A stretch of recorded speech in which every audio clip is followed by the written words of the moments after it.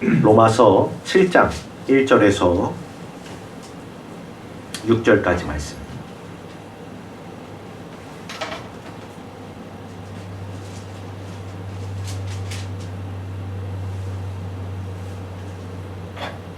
제가 가진 성경 247페이지에 있습니다.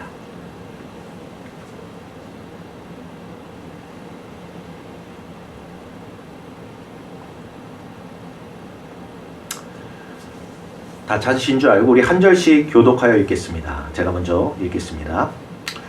형제들아, 내가 법 아는 자들에게 말하노니 너희는 그 법이 사람이 살 동안만 그를 주관하는 줄 알지 못하느냐. 남편이든 여인이 그 남편 생전에는 법으로 그에게 매일과 하려나 만일 그 남편이 죽으면 남편의 법에서 벗어나느니라. 그러므로 만일 그 남편 생전에 다른 남자에게 가면 음녀라. 그러나 만일 남편이 죽으면 그 법에서 자유롭게 되나니 다른 남자에게 갈지라도 음녀가 되지 아니하느니라. 그러므로 내 형제들아, 너희도 그리스도의 몸으로 말미암아 율법에 대하여 죽임을 받았으니 이는 다른 이 곧 죽은 자 가운데서 살아나신 이에게 가서 우리가 하나님을 위하여 열매를 맺게 하려 함이라.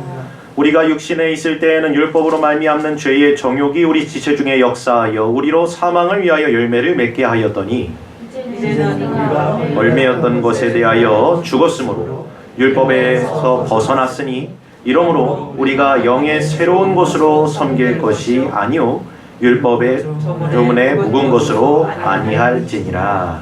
아멘. 사도 바울은 오늘의 본문 말씀에서 성도들, 우리 그리스도인들을 주관하였던 그 법에 대해서 말씀하고 있습니다.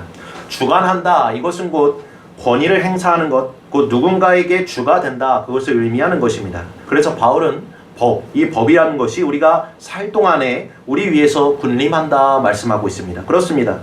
우리가 살 동안입니다. 그러므로 우리가 살아있는 동안 이 법 밖으로는 빠져나갈 수가 없는 것입니다. 그런즉 우리가 죽는 순간 이 법은 우리를 건드릴 수가 없다는 것입니다. 세상 법정에서 우리가 볼 때 죽은 사람을 우리가 고소할 수 없지 않습니까? 그와 마찬가지로 우리가 죽는 순간에 이 법은 손을 끼칠 수가 없다는 사실을 바울은 증언합니다. 왜냐하면 모든 죽음은 모든 법과의 관계를 청산하는 것이기 때문입니다.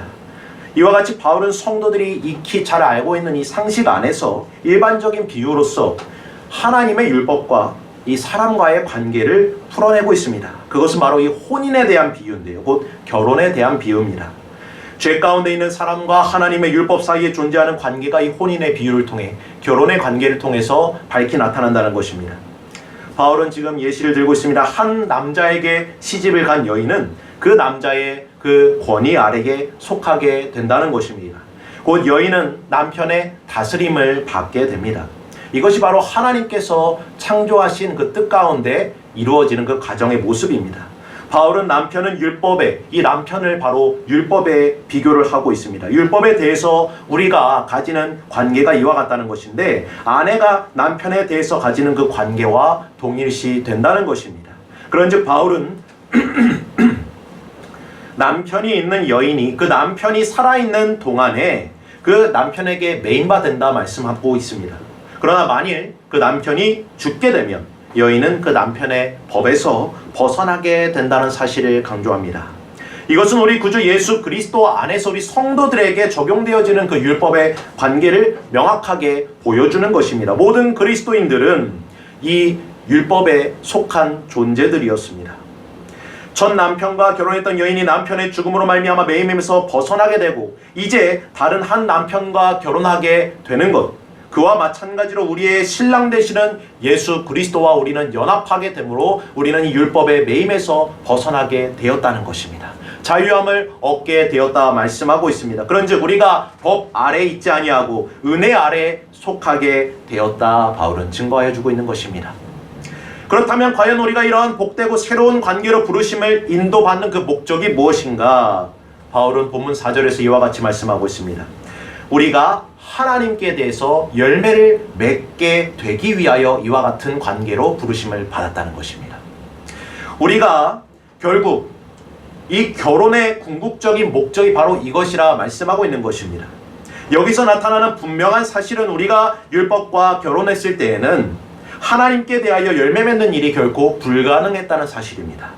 우리가 하나님께 열매 맺는 것이 가능하게 된 것은 오직 우리의 신랑이 되시는 구주 예수 그리스도와 연합하게 되었을 때뿐이라 바울은 증거해주고 있는 것입니다.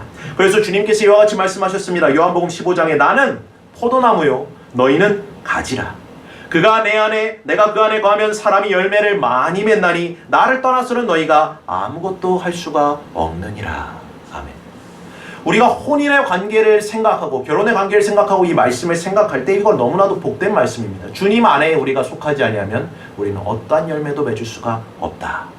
우리는 그것을 알아야 합니다. 바울은 이 말씀에 의거해서 우리 성도들이 반드시 누구는 열매를 맺고 맺지 않는 것이 아니라 반드시 우리가 하나님께 열매를 맺기 위해서 그 율법의 옛 관계와 반드시 청산하는 삶을 살아야 한다는 것을 증거해주고 있는 것입니다. 우리 구주의 몸으로 말미암아 율법에 대해서 죽음으로써만이 우리는 이와 같은 아름다운 열매를 맺을 수 있다는 사실을 알아야 합니다. 그렇습니다. 진정으로 우리 주님께서 모든 믿는 자에게 의로움을 이루시기 위해 이 율법의 마침이 되어 주셨습니다. 사랑하는 성도 여러분, 우리와 같이 우리가 그리스도인이 된다는 것은 너무나도 복된 사실입니다. 죽음과 부활을 수반하기 때문입니다. 우리가 완전히 새로운 관계와 그 생명을 가지고 있게 되었음을 의미하는 것입니다. 다시 말해서 우리가 그리스도인이 되는 것은 거듭나게 되는 것, 그것을 뜻하는 것입니다. 새로운 생명을 뜻합니다. 우리가 성도 되어진 것, 우리가 그리스도인이 된 것은 작은 일이 아닙니다. 생명과 죽음의 큰 차이가 있음을 믿으시길 바랍니다. 전에 우리가 하나님과 가진 관계는 무엇이었습니까? 율법을 통해서만 이루어진 관계였습니다. 그러나 지금 저와 여러분이 가진 그 관계는 바로 우리 구주 예수 그리스도를 통해서 이루어진 것임을 믿으시길 바랍니다. 이 얼마나 복되고 신비로운 변화인지 여러분 아셔야 합니다. 우리의 모든 위치와 모든 지위가 달라지게 되었다는 것입니다. 우리는 본래 율법 아래 속한 존재들이었으나 이제는 우리가 은혜 아래 속하게 된 존재들이 되었습니다.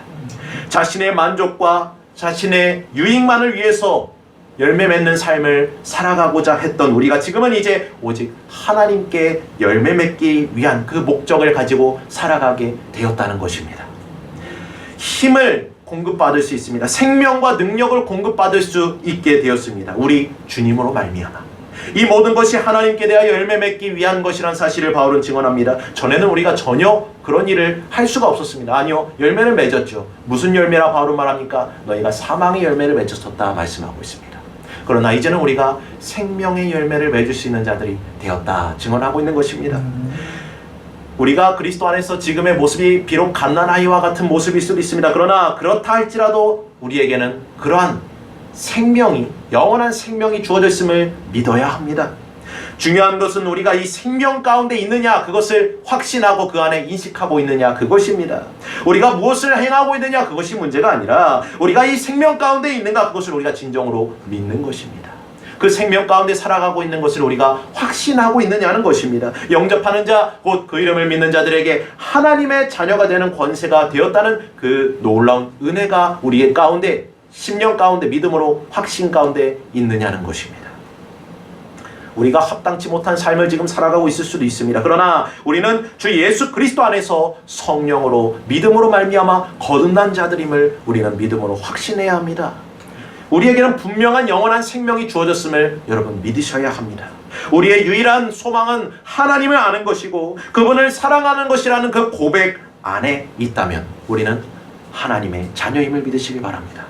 왜냐하면 그러한 자들에게는 분명한 그리스도의 사랑이 강권되어지고 있기 때문입니다. 이 사랑 때문에 우리가 지금 살아가고 있으며 그 생명력 있는 삶을 살아갈 수 있음을 믿으시길 바랍니다. 우리 자신이 약하고 또한 못되게 여겨질 수 있습니다. 불완전하다 여겨질 수 있습니다. 실패와 절망을 맛볼 수 있습니다. 그러나 그것은 그리스도의 사랑과 영원한 생명 앞에 아무런 관계가 없는 것들입니다. 상관이 없는 것들입니다. 왜냐하면 우리에게는 하나님의 사랑이 강권되어지고 있기 때문입니다. 저와 여러분의 삶은 지금 이러한 새로운 생명과 그 목적에 의하여 다스림을 받고 있으며 이 세상 가운데 그 부르심의 소망을 살아가고 있는 존재들이 되었음을 믿으시길 바랍니다. 사도 바울은 이처럼 우리 성도들이 무엇을 믿고 살아가야 하는가, 그것에 대한 진리를 깨우쳐주고 있습니다. 우리가 그리스도인이 된 것은, 우리가 성도가 된 것은 그리스도, 우리 구주께서 행하신 놀라운 일로 말미암은 것이라 말씀합니다. 그것은 먼저 그리스도의 죽음으로 가리키고 있습니다. 본문 4절에 그러므로 나의 형제들아 그리스도의 몸으로 말미암아 율법에 대하여 너희가 죽임을 당하였느니라. 사랑의 구주께서 어떻게 우리를 구원하셨는가? 그가 이 땅에 성육신하심으로 말미암아 그가 하늘로부터 땅에 오셔서 말씀이 육신이 되어 우리 가운데 거하심으로 말미암아 그와 같이 되었습니다. 그가 율법에 대해서 완전하게 죽으셨습니다.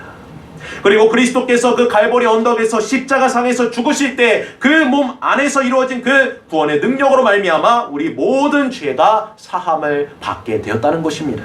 때가 참에 하나님이 그 아들을 보내사 여자에게 나게 하시고 율법 아래에 나게 하신 것은 바로 율법 아래에 있는 우리를 속량하시기 위함이었습니다.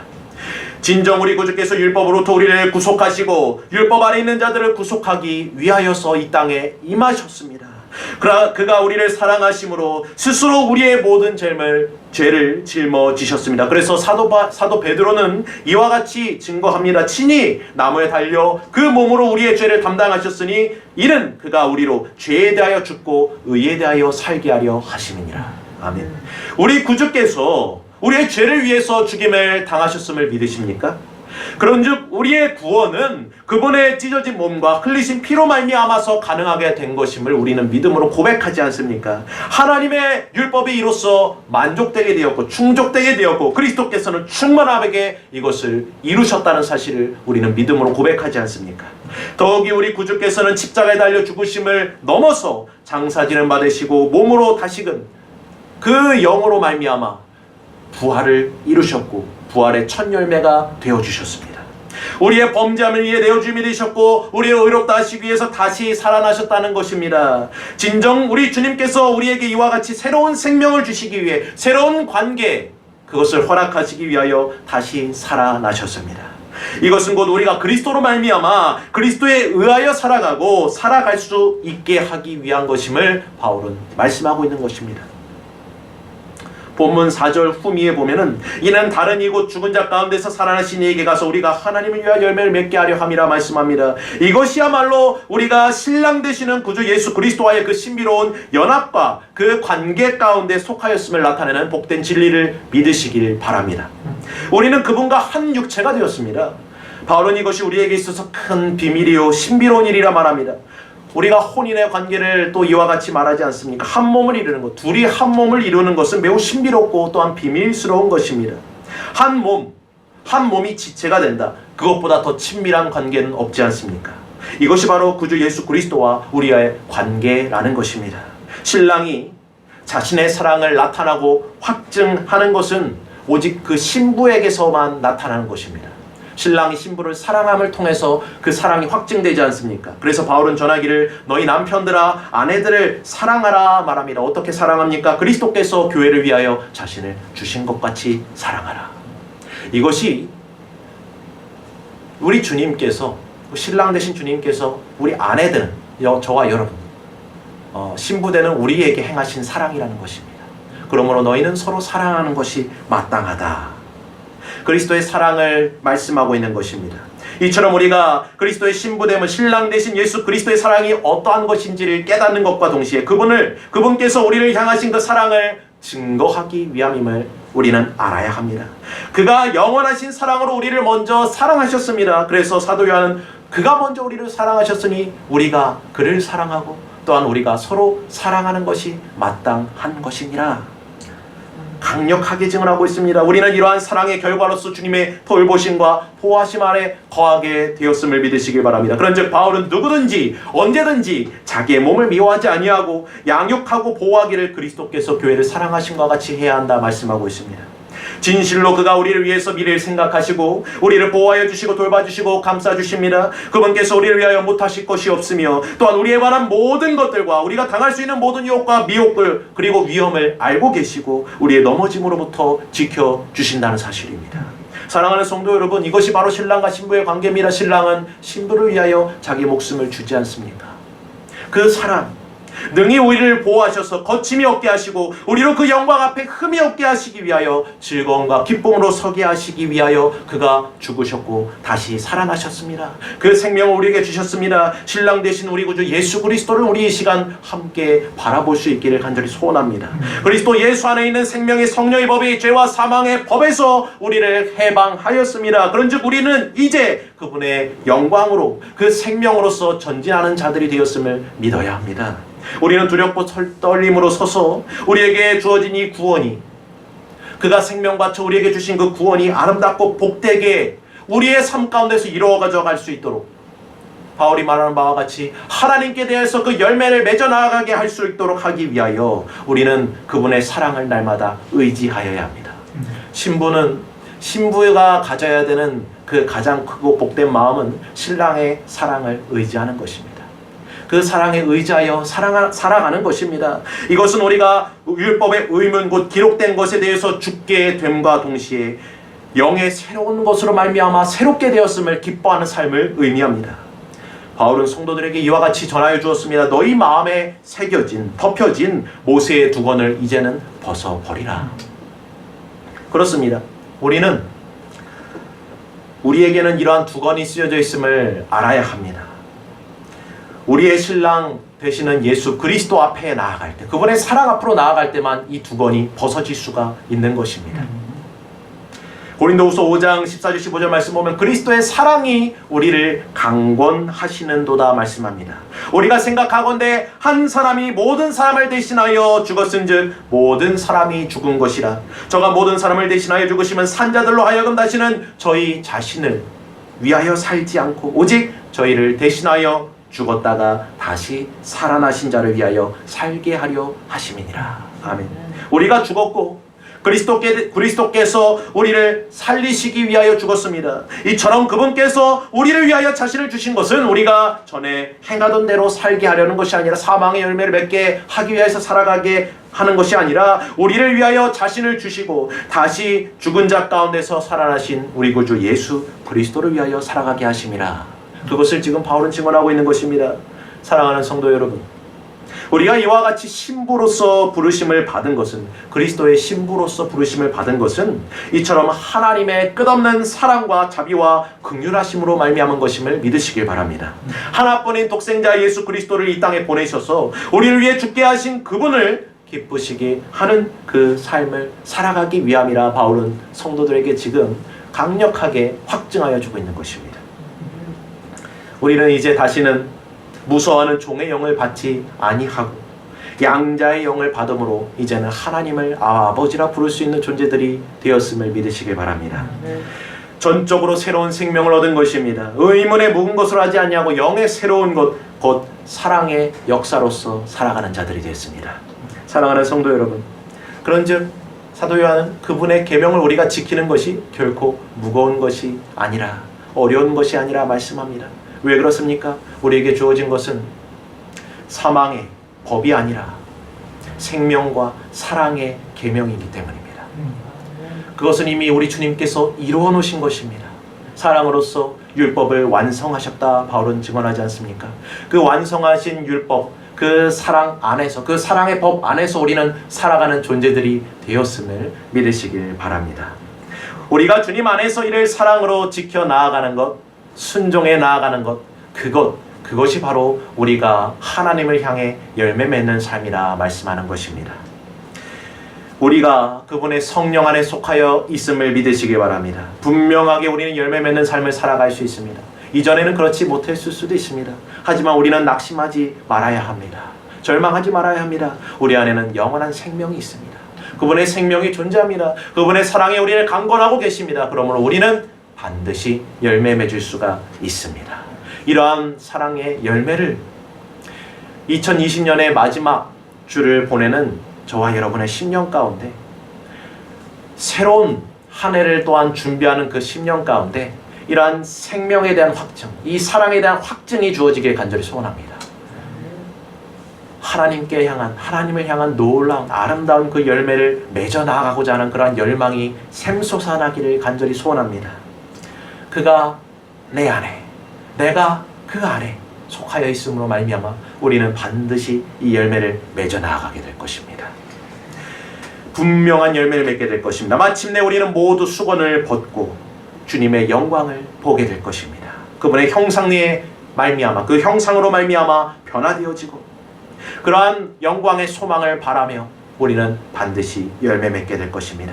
우리에게 이 모든 것이 이미 이루어져 가고 있음을 믿으시기 바랍니다. 하나님의 사랑하시는 아들의 형상으로 우리는 변화되어져 가고 있습니다. 저와 여러분 모두가 이러한 신부됨으로써, 하나님의 또한 자녀로서, 그리스도의 신부된 자들로서 우리 속에서 착한 일을 시작하신 이가 그리스도의 예수의 날까지 이 모든 것을 확실하게 이루실 것을 확신하며 그 안에서 아름다운 열매를 맺어 나아가는 저와 여러분 되시기를 간절히 소원하며 이 말씀을 드립니다. 아멘. 우리 함께 하나님 찬양하겠습니다.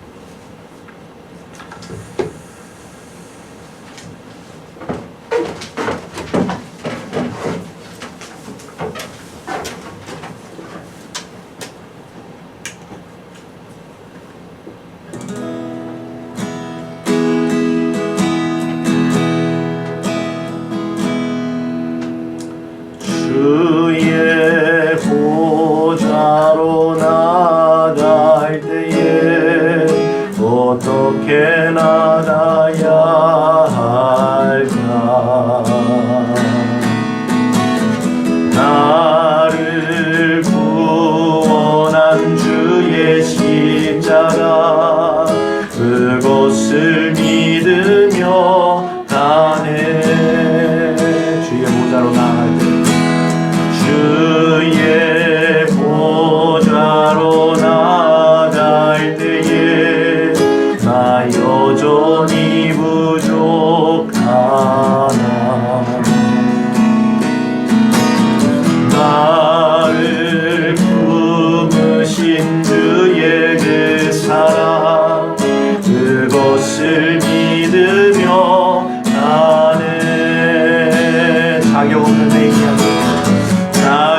없는 내 힘이 아닌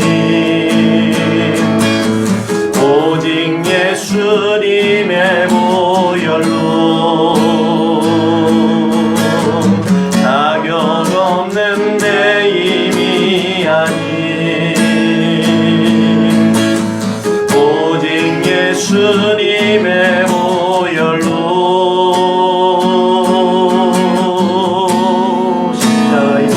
십자가의 보혈 완전하신 사랑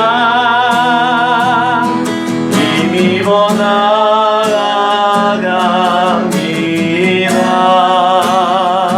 십자가의 보혈 완전하신 사랑 힘입어 예배합니다.